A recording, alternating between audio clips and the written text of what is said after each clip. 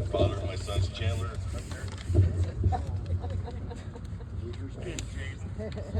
Jaden, who's here today.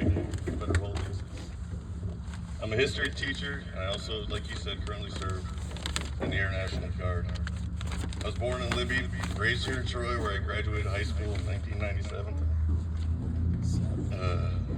I was a 12-year student at Troy, something I was always proud of. Didn't really know it was a big deal until they told me. And I love this town, and my memories are filled with all this town has to offer. A young man trying to find his way in life. From chasing the mythical elk, fishing for that state record bass I know lives in Cows Lake, now known as Albert, but you old timers know what I'm talking about. To cliff jumping up the Yag, this place is incredible. After graduating, I made my decision to serve my country by enlisting in the United States Air Force as an active duty airman. I started in munition systems, and I completed basic training in Lackland Air Base in San Antonio, Texas, then went to tech school in Wichita Falls, Texas. From there, my journey took me across the world, from Hill Air Force Base in Utah to 1 year short tour at Kunsan Air Force Base in South Korea, and then to Ellsworth Air Force Base. And on a side note on that, when I went to Kunsan, you're supposed to you have this thing called a dream sheet you fill out. You're supposed to get your number one choice, but you fill out all 7. God said no. I ended up going to someplace, Ellsworth, South Dakota, and I was happy about it. Ended up being a great decision though, like it always does.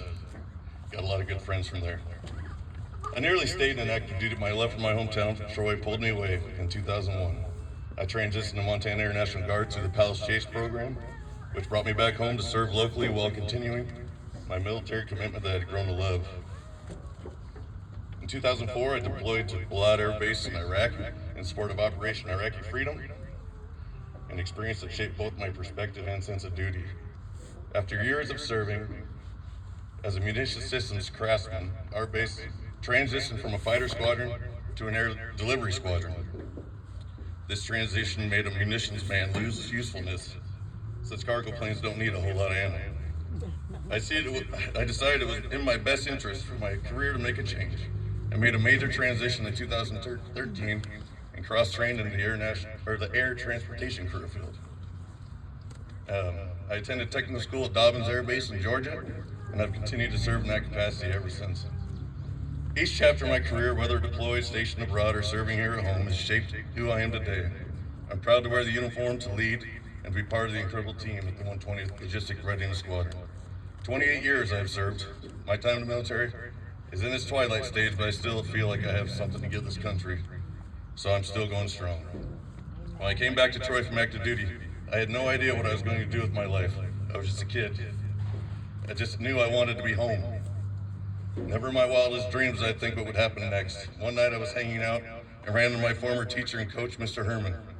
After talking for a bit, he offered me something that would change my life forever. He asked me to be one of his assistants on the football team. I had nothing else to do, so I jumped on the chance. I enjoyed it immensely. I started to realize my calling. Then about 3/4 of the way through that season, Mr. Myers called me and offered me the C-Team boys basketball coach, and then I truly found my calling. This was what I was. This love of coaching fueled my desire to become a teacher, and I coached in Troy for somewhere around 12 years. I'm not sure the exact amount of time. I was able to coach under some wonderful people. My mentor and friend, Mr. Smith, being one. He is the man that helped shape me the most in my life. I've never met a kinder, more genuine person in my life. I also coached under Gabe Evans, and one of my best friends to this day who's here, Corey Anderson. Many years later, after working 3 to 4 jobs at a time and finishing my degree and raising kids, I realized I had to move in order to find a teaching position. This was one of the hardest decisions of my life. Troy was everything to me, and leaving wasn't even a thought in my mind up to that point. I found a job in Pierce, Idaho. Didn't even know that existed. It's up in the mountains. You take a road up there, and I told whoever I was riding with, this is an old logging road with pavement on it. Then you get to the top, and it's a meadow, and it turns into mountains. Beautiful. That was another small town with amazing people, elk fishing, and beauty that almost matches Troy's. And there I became the head basketball coach at the local high school, as well teaching history at the Idaho Youth Challenge program. My time there, and still is, precious to me. Wearing the uniform has never just been about stripes on my sleeve or medals on my chest. It's about what you represent when you wear it: honor, integrity, commitment. I've watched young airmen arrive uncertain, grow into strong, capable leaders, and every time I see that transformation, I know this mission is still worth it. There's kids there now that I've been in longer than they've been alive. As I reflect on nearly 3 decades of service, I see clearly that love of country isn't just something you carry in a uniform, it's something you carry in your heart. And I see that spirit right here in Troy, the same pride, the same commitment, the same quiet willingness to sacrifice for others. It reminds me that service takes many forms, and you don't have to deploy overseas to show what it means to be a patriot. Today I'm a teacher in Post Falls, Idaho at Elevate North, and live happily with my wife in Blanchard, Idaho, a town even smaller than Troy. I guess I just couldn't pull myself away from the small town vibe I love so much. We are blessed beyond measure to be citizens of the United States. Here in Troy, patriotism isn't just reserved for the 4th of July, it's part of who we are every day. We fly our flags proudly. We honor our veterans, many of whom are our friends and family. We stand for the national anthem, not out of habit, but out of respect for the freedom that others fought to preserve. Amen. Being an American means something real in a place like Troy. We don't take our liberty for granted. We teach our kids that freedom isn't free, that democracy needs defenders, not just on distant battlefields, but here at home also. In the way we live our lives with integrity and responsibility. Troy, Montana might not make national headlines. We don't have skyscrapers or busy subways, but what we have here is something far more valuable: community. People here still wave when you pass them on the road. We show up for each other, whether it's for a bake sale, a fundraiser, or a family in need, or just a neighbor who needs help stacking wood before the winter hits. Kids grow up learning how to fish before they can tie their shoes, and most of us wouldn't trade the sound of elk bugling in the distance for the noise of a city. There's a richness and simplicity, and we have it in spades. Sure, life here isn't always easy. We've seen the mine shut down twice. I had the misfortune of watching the logging community here in Troy nearly disappear, and we've seen some hard winters and the pain of seeing young folks leave for bigger opportunities. But we've endured because we know that life is not measured by how many conveniences we have, by how strong our roots are. And our roots, faith, freedom, and family run deep here. We have veterans here in Troy who have quietly carried the weight of war and never once asked for recognition. They raised families, coached little leagues, and showed us what quiet strength really looks like. These folks are living reminders that patriotism isn't loud, it's steady, it's humble, and it's all around us. That same spirit of resilience and patriotism, born from faith, freedom, and family, has echoed through American history, even in its darkest hours. Being a history teacher, I couldn't possibly leave without giving you a little history lesson. This happened during the War of 1812 when a man named Francis Scott Key found himself on a mission that would give birth to the words that define our national pride. This is the true story behind the Star-Spangled Banner.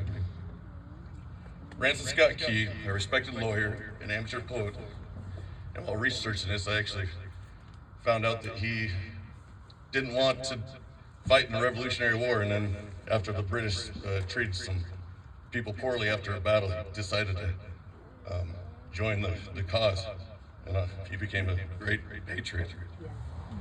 He was tasked by President James Madison with a delicate mission to negotiate for the release of prisoners of war held by the British. Key, along with American prisoner exchange agent John Skinner, ordered a British ship to plead their case. Despite tense negotiations, Key successfully convinced the British to release the prisoners on a one-for-one exchange. However, because Key and his companions had overheard the British plans to attack Fort McHenry, they were detained on a British ship until the conclusion of the attack. They were effectively made prisoners for the duration of the forthcoming battle. Once the fleet assembled near the fort was told to surrender. The fort was given an ultimatum to lower the American flag, or the fort would be removed from the face of the earth. The Americans didn't comply. George Washington was quoted, "The thing that sets the American Christian apart from all other people in the world is he will die on his feet before he will live on his knees." And after bombarding the fort for hours, the British officers were perplexed. Their reconnaissance reports were informing them that the flag had been hit directly again and again, yet it was still standing. They couldn't understand why the flag was still standing. This angered the British, and now every gun on the British Armada came to bear on the flag itself to bring it down and show the Americans they would get what they wanted after all, which was the flag to come down. For For the next 3 hours, the bombardment was merciless. All he could hear over the roar of the cannons were the American prisoners in the hull of the ship praying to keep that flag flying where they last saw it. But the smoke was so intense from the firestorm it was too difficult to tell. Sunrise came, but the rampart was tall enough, and through the mist of battle there stood the flag in shreds, almost unrecognizable. The flagpole itself was at an odd angle, but the flag was still at the top, flying for all to see.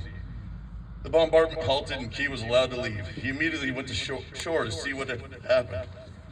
What he found out was the flag had sustained repeated direct hits, and when it had fallen, the men, knowing what it meant for the flag to remain flying, and knowing that all the British guns were trained on that flag, had spent the night holding the flag up until they died.